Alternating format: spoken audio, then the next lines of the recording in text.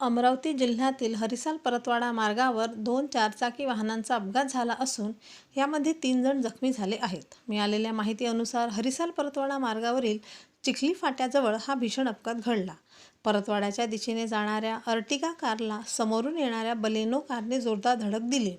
ही धडक इतकी भीषण होती की दोन्ही गाड्यांच्या दर्शनी भागाचा अक्षरशः चक्काचूर झाला आहे। या अपघातात एकूण 3 जण जखमी झाले आहेत। यापैकी एका जणाची प्रकृती अत्यंत गंभीर असून त्यांच्यावर उपचार सुरू आहेत।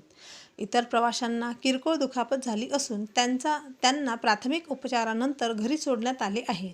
स्थानिक नागरिकांनी तत्काळ घटनास्थळी धाव घेत जखमींना वाहनातून बाहेर काढले आणि हरिसाल येथील प्राथमिक आरोग्य केंद्रात दाखल केले। अपघातानंतर या मार्गावरील वाहतूक पूर्णपणे ठप्प झाली होती। रस्त्याच्या दोन्ही बाजूंनी वाहनांच्या लांबच लांब रांगा लागल्या होत्या।